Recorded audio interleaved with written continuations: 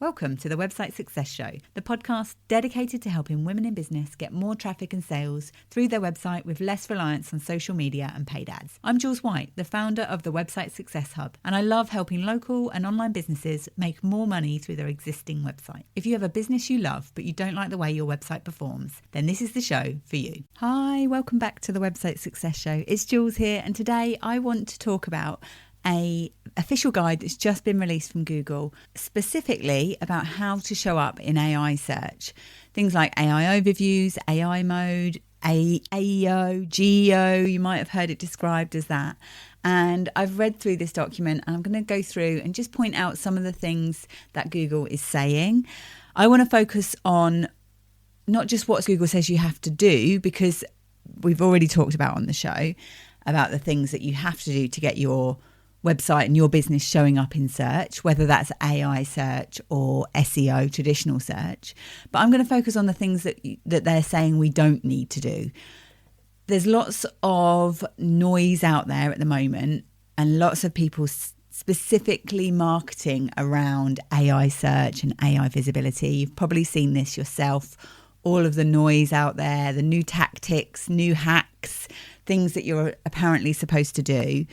And quite a lot of it, Google has said in this document, isn't necessary. So, the things that I'm hearing are like keywords are dead, SEO is dead, Google is dead, and it's just not true. So I want to really dive into that today and just to help, hopefully, to give you some reassurance about this, really. So I was delivering a talk to a group yesterday, and one of the questions that kept coming up was about AI search. How do I get recommended in AI? And before we get into what Google has said in this document, I just want to address the question that I do hear a lot, which is that, do I even need to care about Google anymore, or can I just show up in ChatGPT? And often people think they can just skip Google and just get recommended in AI search. And unfortunately, it's not that simple. So AI pulls from the internet, and if your website foundations aren't set up for SEO and aren't set up to sort of show up in Google, and by that I mean good, unique content that shows your individual lived experience, that's well structured and technically sound, then realistically, you're not going to be recommended by the AI bots. They need to be able to crawl through and understand the content of your website just as much as Google's bots do as well. And I think it's really important as well to put this into perspective.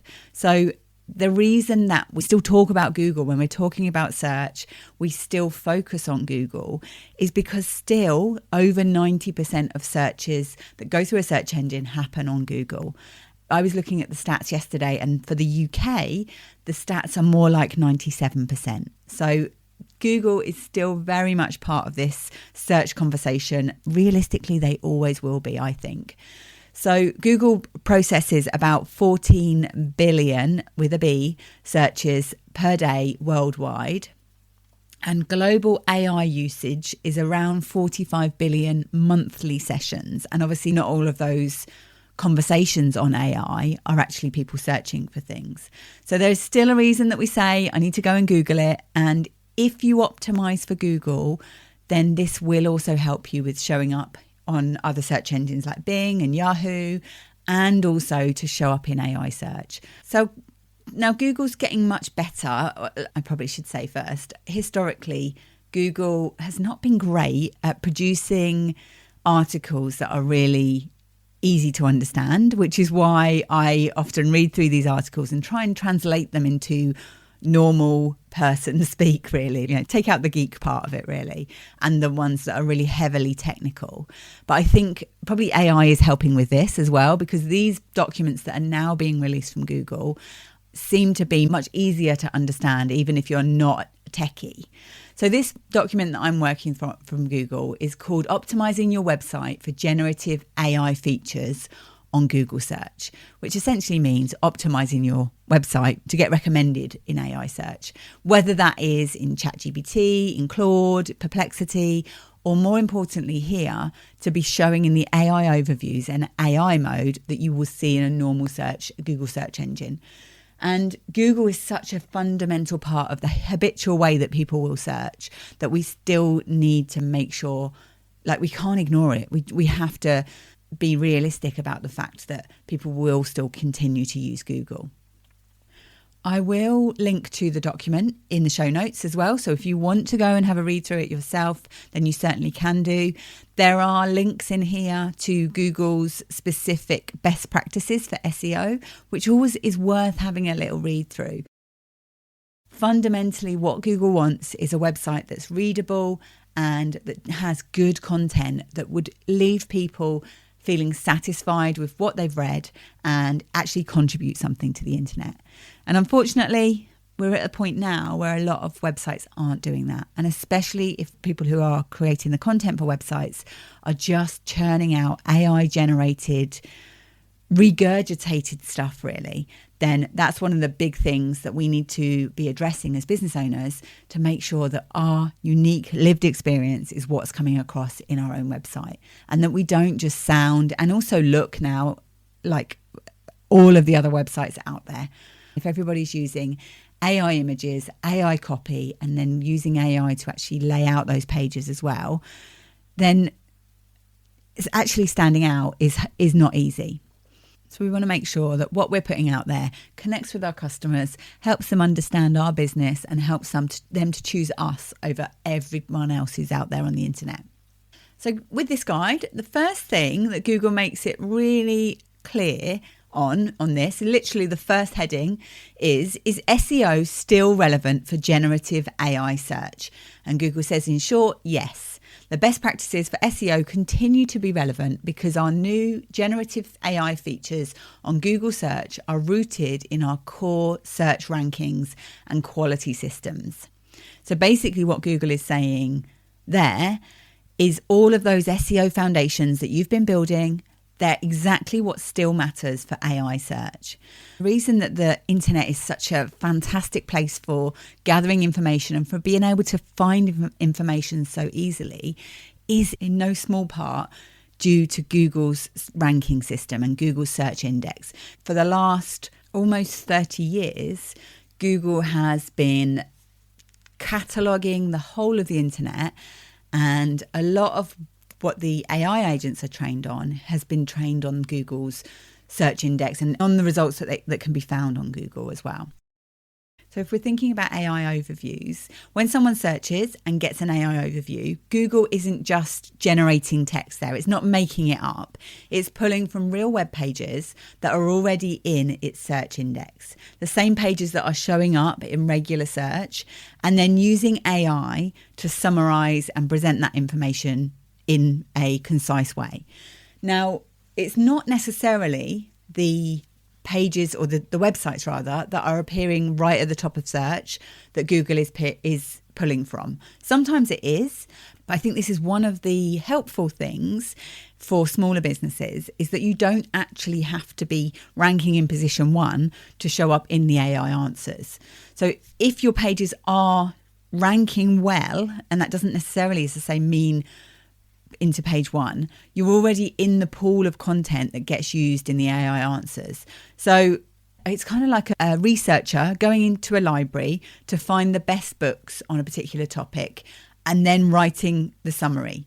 The AI is the researcher, but the library is still like Google's search index. So your website needs to be a book that's worth pulling off the shelf to actually contribute to that summary. Google uses a process called Retrieval Augmented Generation, or RAG. You don't need to remember that phrase. It's basically just what I've just described there. So Google systems go out, review the information available, and generate a more reliable and more helpful response, supposedly, showing the links to the relevant web pages that support that information that it's actually delivered in the response there. Now, the second thing that Google mentions is query fan out. You may have heard this phrase mentioned. So again, you don't need to worry about this as a technical term, but it's useful to understand this because when somebody asks a complex question in AI search, then Google systems, and this is the same in ChatGPT or Perplexity or any AI agent, the system generates a whole related set of questions behind the scenes to get a more complete answer. So if somebody's asking, how do I get more clients for my salon without social media? Google might also be looking for things like best ways to market a salon locally, how to get more salon reviews, salon SEO tips, marketing without social media.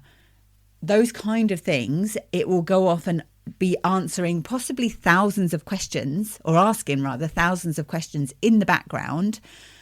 And this basically means that if you are covering your topics in depth, rather than just generally covering everything, then you're much more likely to show up across those related queries. And that doesn't necessarily mean to say that you've got to create a new page for each one of these questions. And you don't necessarily have to know about all of these questions, but it's something that just really becoming that expert in what you do and niching into something where you can stand out. And for a salon, for this example, maybe it would be that you are niching because of the area you're in and the specialism that you offer. Or if you're an online business, it might be that you really niche into who you help. So if you specifically help women entrepreneurs who are looking to scale their business, or if you are working with early stage founders who are looking for funding, those kind of ways of niching more specifically can really help you to be one of the answers that Google draws from when it's actually looking to generate these AI overviews. So then Google moves on to talk about applying foundational SEO best practices to generative AI search. This section focuses on reframing SEO best practices to understand what matters most to AI systems today and how you can implement them in the context of generative AI search, and ultimately with the goal of improving your website's visibility in both generative AI search experiences and Google search overall. And I think that's fundamentally what we would all like to do, not just to show up in AI search and get recommended in AI, but also in Google search in general. So we want our businesses, if we've got a Google business profile, we want to be showing up in maps. If we've got podcast content or YouTube videos, we want to be showing up wherever our businesses exists. And this is probably one of the most important and emerging things that we need to really focus on. And this is one of the things that's very interesting about this guide, really. So it talks about the idea of non-commodity content. And I want to spend a little bit of time on this because they've given a really clear explanation about commodity content here and what makes content stand out right now against all of the AI stuff that's out there. So Google gives two examples. They give an example of non-commodity content, the kind of content that gives a first-hand review or provides a unique perspective based on personal experience, rather than a summary of existing content out there that simply restates the information, regurgitates the information that is already readily available elsewhere.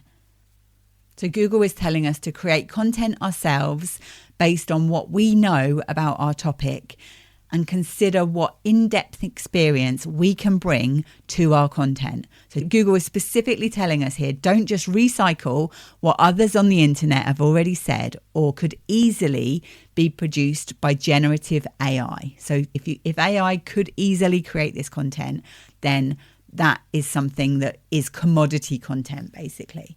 Google's given an example of 7 tips for first-time home buyers, which is the kind of content that anyone could write, any AI could write. It's based on common knowledge and nothing unique and no unique perspective, really. Whereas non-commodity content, Google's example here is why we waived the inspection and saved money, a look inside the sewer line.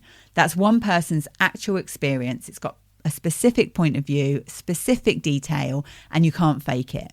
So coming back to a salon owner, commodity content could be something like why you need a regular colour refresh versus sharing a case study or something on a client whose hair was breaking off, how you turned it around over 3 appointments, and the specific ways that you helped them.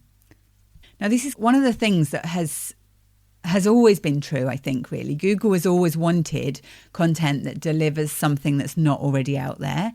But it specifically matters for AI search because AI systems are specifically trained to draw from a variety of different sources.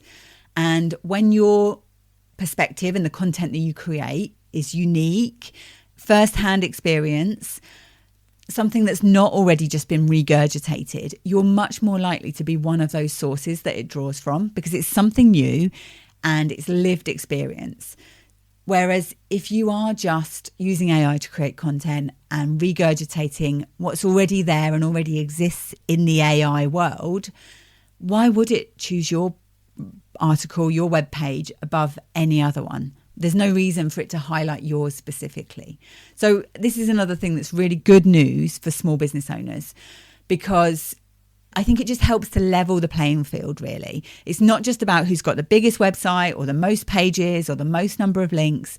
It's about who is genuinely going to offer the best solution for that person who's doing the search or having that conversation with AI based on real lived experience content.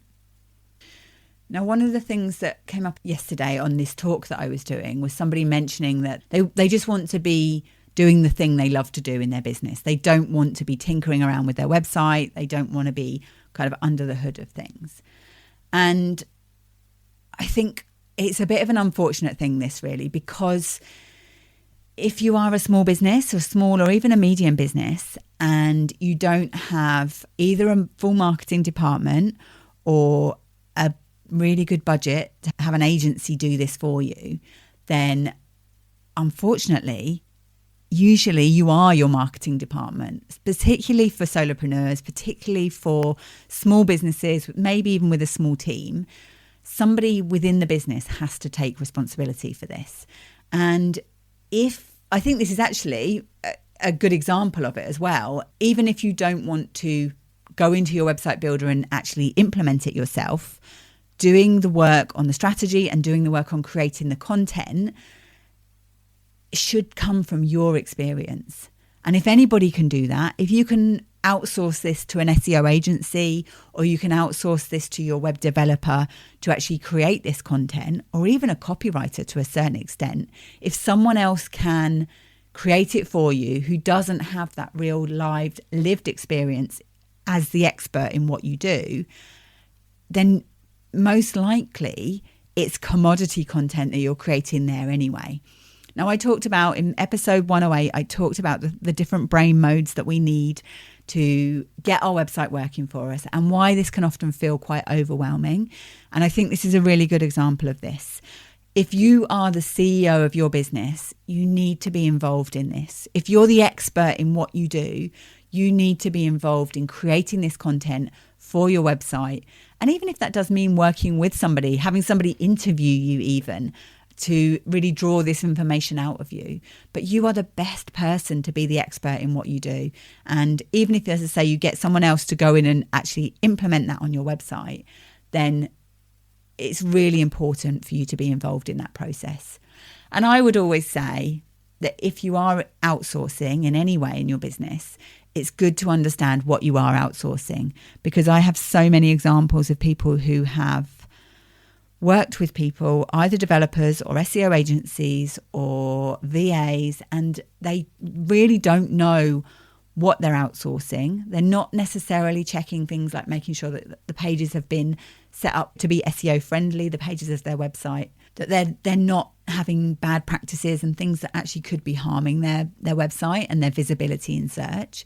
So I think just understanding some of this basic stuff, which if you're here, if you're listening to this episode, if you've listened to any of the other episodes of the podcast, then you're already taking that great step of just starting to understand the fact that your pages, you should have a specific thing that you're trying to target with your pages, that you know what you want to be showing up for, and you know where your expertise is and why people should be choosing you over other people. And if you don't know that, come and have a chat and we can actually work on that together, work out potentially where you're missing out on showing yourself as the expert in what you do and getting that information across on your website.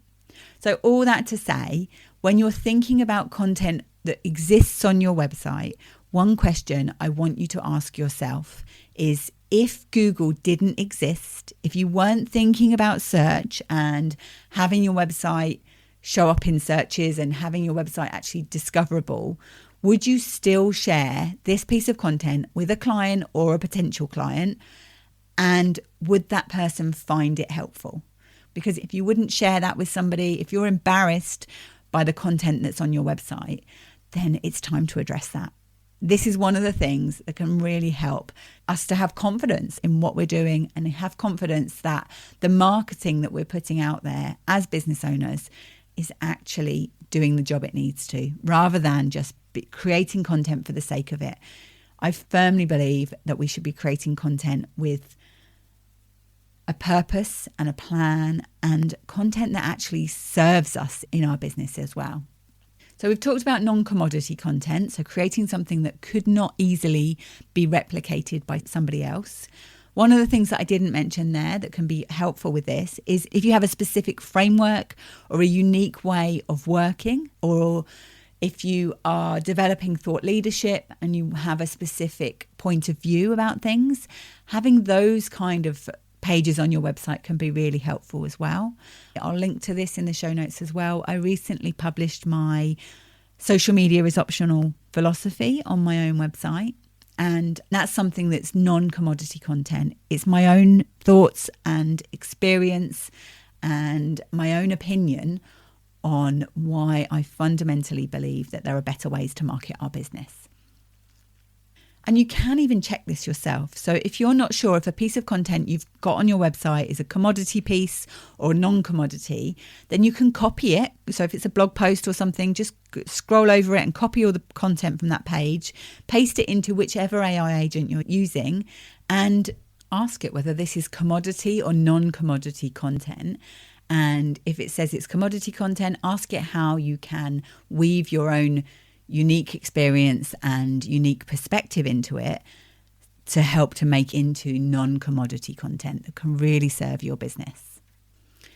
Now, Google also mentions that creating non-commodity content should be helpful, reliable, and people first.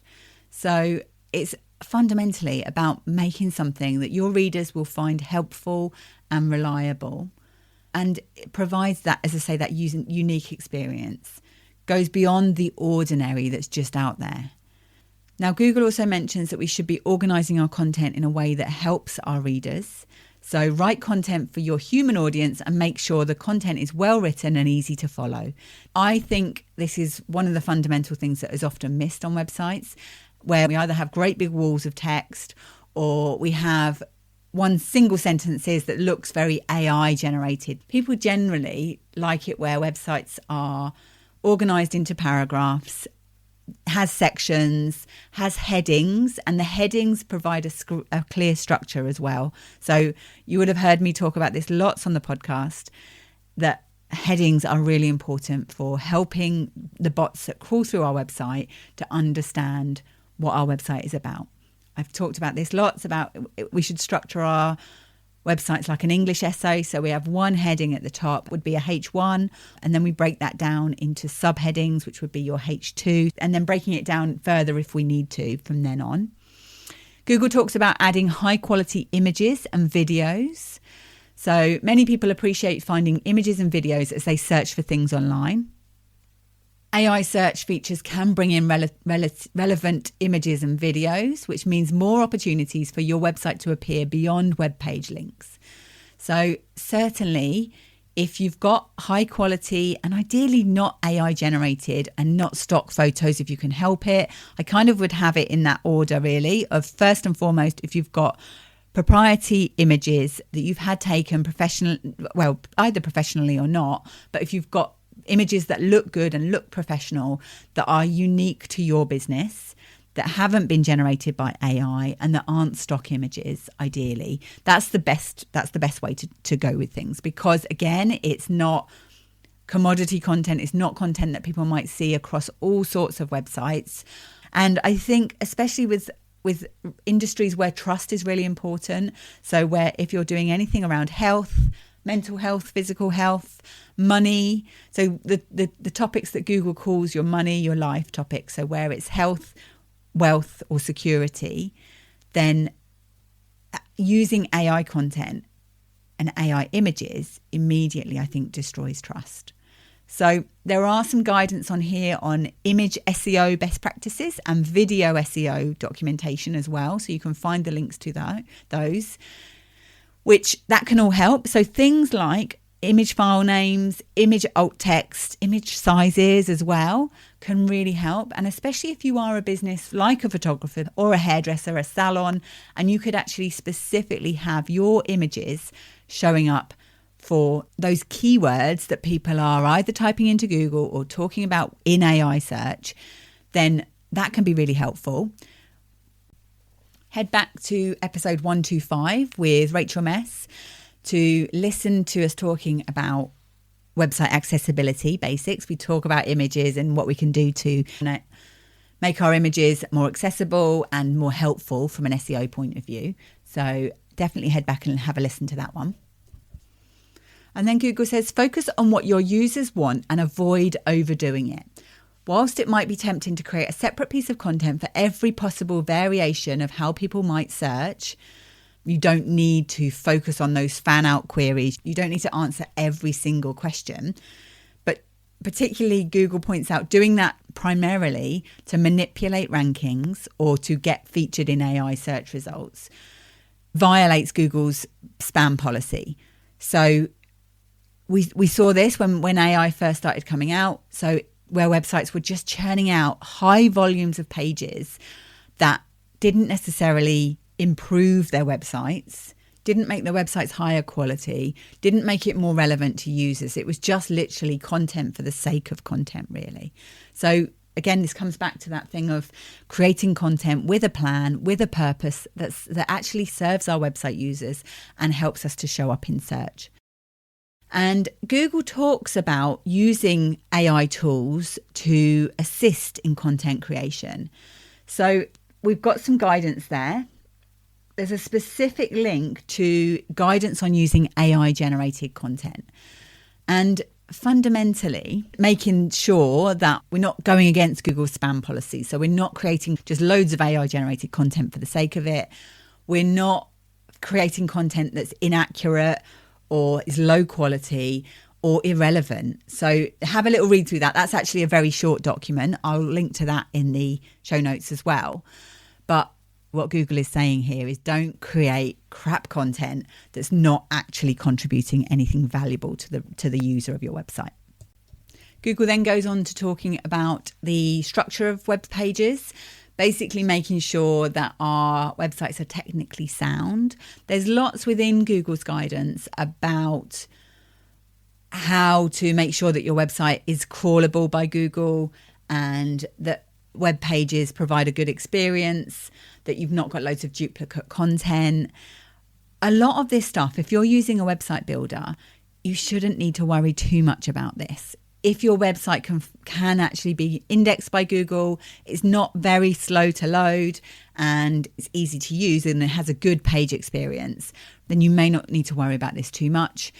There are things that you can do just to make sure the fundamental checks. This is one of the things I do when I'm doing a website audit, is just making sure that there's nothing fundamental that's blocking your page. Now, I have seen people say that they've been through all of these checks. They've put things in the place in the back end.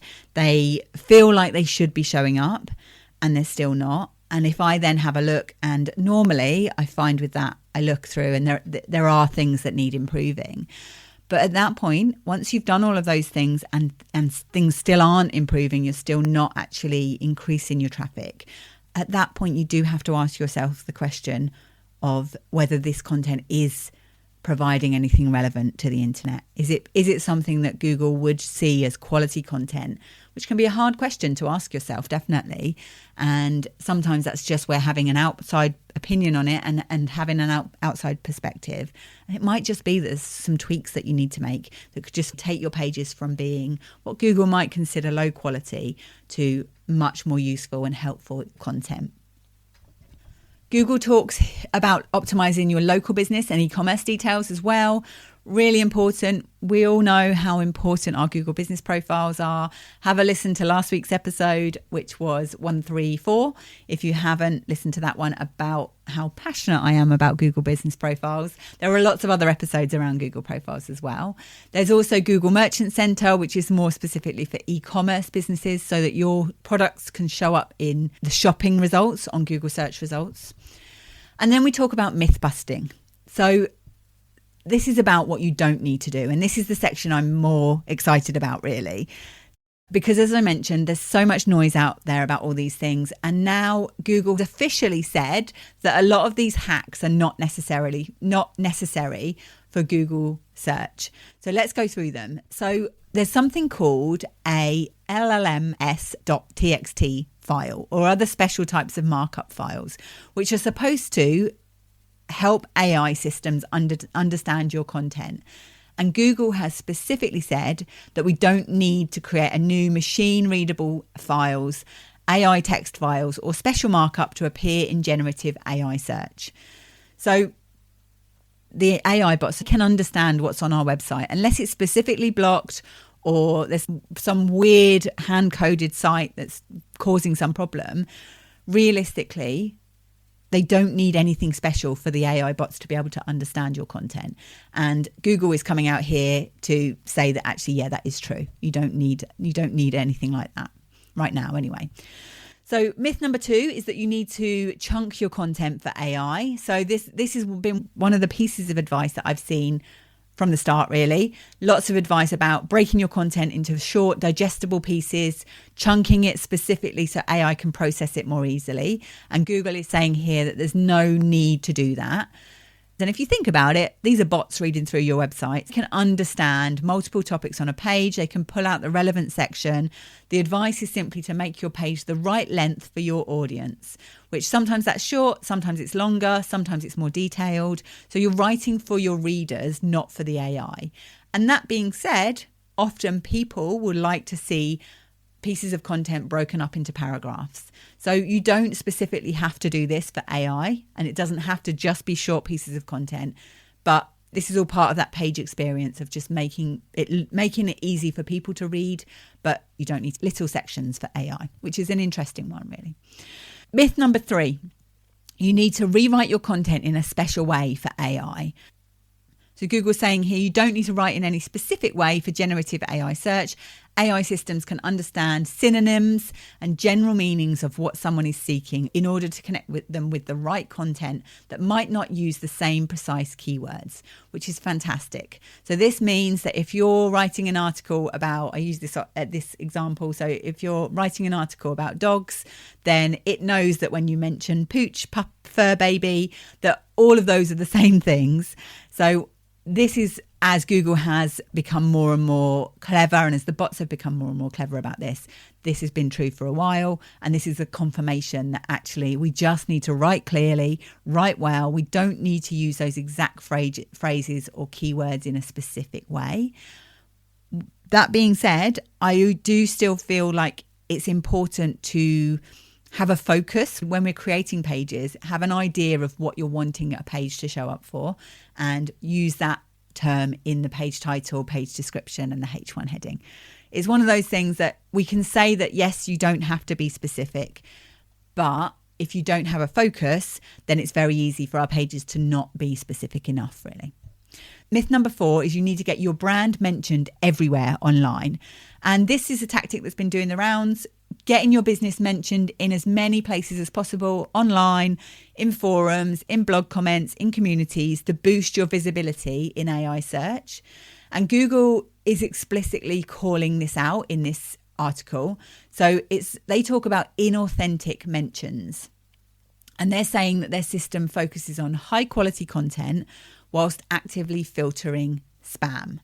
So essentially, this is about not just trying to get links for the sake of it.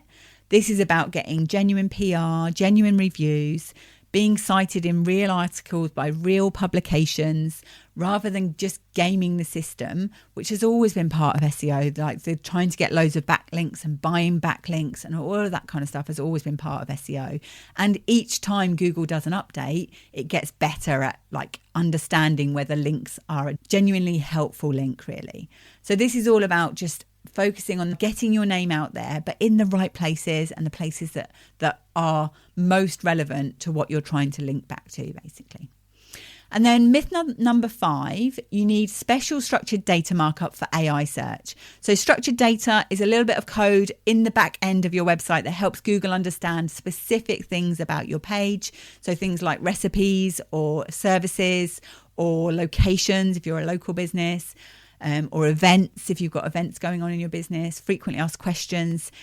Is useful, and it's useful to have this schema markup, but Google says that you don't need anything specific, any special types of schema or markup specifically for AI search. So this is where we should have that fundamental structured data there, but we don't need to go over the top with this, basically. So it's not going to specifically help you with AI overviews. And they also say that it is a good idea to continue using it as part of your overall SEO strategy. It does help you to be eligible to show up in rich results on Google. So getting the expanded snippets and things showing up on Google is helpful for that, but you don't need to do anything specific for AI search. And then when we're talking about AI search, you might hear this as AEO, answer engine optimization, GEO, generative engine optimization. They're all sort of different ways of describing this, but I think we can still keep calling it SEO. I've been calling it AI SEO. There's so many different ways, but what this whole article is saying is there's not a separate piece of discipline. There's not a separate thing that you need to do and you need to understand to show up in AI search. So it's optimizing for AI search is just optimizing for search. It's the same foundations. It's not a separate thing that you need to learn. And I think this is genuinely reassuring, because what it means is the work you've been doing, and even if you haven't started working on your SEO yet, the work that you do over the next few months to get this solid website and get it working for your business, creating good content, getting your SEO basics right, that is your AI search strategy. And whatever happens with AI, you're fundamentally setting your website up in a way that allows you to be visible and to show up in AI searches. You're not starting from scratch, and the work that you've done on your SEO already is not wasted time. So Google talks about what to focus on as well. Given everything that Google has said here, where I'd focus your energy, and none of this should feel new because we've been talking about this for a while, certainly on the show. If you've been listening to the show for any length of time, this is what we've been talking about. Getting the SEO basics right. So making sure your pages are actually indexed, that your headings are well structured on your site loads well on mobile. These are foundations that feed directly into AI search. So really sort of focus on that. Creating content from your real experience. Think about the questions that clients actually ask you. Think about those problems that you solve every day for your clients. Think about the case studies you could create that show your unique way of working, and share those on your website. That's the non-commodity content that Google is looking for. And it doesn't necessarily mean that you've got to create a new page for every part of this. Think about how you can weave these experiences into your sales pages, your booking pages, even things like testimonials and your own unique perspective on the thing that you're trying to sell could be massively helpful for getting your business showing up in AI search and in traditional search as well. Go deeper on your core topics rather than covering everything broadly. Now, I have a few early episodes of the podcast where I talk about your core topics. So head back and listen to episode 9 of the podcast where I talk about how understanding your core topics is crucial before you start creating content. I even have a free guide, I'll link to that in the show notes as well, that can help you to understand your core topics, to really get brainstorming on those specific 3 to 5 things that you need to focus on and keep talking about in your business over and over again, so you can cover them well and become the go-to person for that specific thing in a specific niche. And it's much more powerful doing that than trying to be everything to everyone. Keep building your Google business profile. If you're a local business, Google specifically mentions this as a way to appear both in AI responses and in regular search results. And I know I've seen this myself, where Google business profiles are being mentioned in chats with AI search as well. I've seen it for both my own business and for client businesses as well. If that feels like a challenge, then I offer a service where we do a done with you optimization of your Google business profile. That's something that can help you to immediately get some fantastic visibility in the local maps. And then stop worrying about the hacks. If you've been worrying if you should specifically add different types of text files to your website or chunking your content or getting your brand mentioned everywhere, you can let that go. Focus that time and that energy that you'd spend on those things, creating genuinely useful content instead. And create that content that you own first and foremost. I think that's definitely something to mention where we're talking about content. I'm all about creating content we own first. So create it for your own website. And then if you choose to use that in different places like your Google profile or your social media, if you're using social media, then great. But everything that you do online should come back to your own website. It's the thing that you own and no algorithm can take that away from you. Now, one little thing to mention that Google starts, just literally it's one sentence at the bottom of this report, which is about an emerging area that's worth being aware of, which is agentic AI. This is where AI can take actions on your behalf, like booking a reservation, comparing products, rather than just answering questions. So right now, this isn't something that most service-based businesses need to act on right now, but it is worth knowing. It's worth knowing it's coming. And Google says that they'll publish specific guidance on this as it develops. I definitely feel like this is the way things will go. We'll eventually get to a point where AI will do this kind of stuff for us.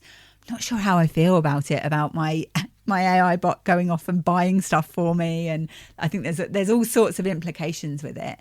But it's something we don't need to worry about right now. We just need to be aware that it's coming at some point in the future, really. So just to finish off, and in summary of what we've talked about today, this article from Google, 3 things to take away. AI search is being built on the same foundations as regular search. Your SEO work is your AI search strategy. Create non-commodity content. Use your real experience, your point of view, your unique way of working, your processes, your frameworks, the things that only you can say, and use that as the way that you can stand out. That's the exact thing that's going to help your business stand out from all of the competitors out there and be the one that's mentioned in search. And most of the AI search hacks out there are not necessary for Google search. So save your energy for what actually works. And if you want to read the original article, I'll link to it, as I say, in the show notes. It's from Google Search Central and it genuinely is worth a read. And if you want help with the foundations, making sure your website is actually set up to show up in Google and in AI search, that's exactly the work I do with my clients and also over in the Website Growth Club. So I'll link to those in the show notes as well. So thank you so much for listening and I'll see you soon. Bye. If you'd like to attract more local clients, grab my free local visibility checklist. It'll show you the simple steps you can take to show up in your area for what you do. You can download it at thewebsitesuccesshub.com/local. And thanks for tuning in to the Website Success Show.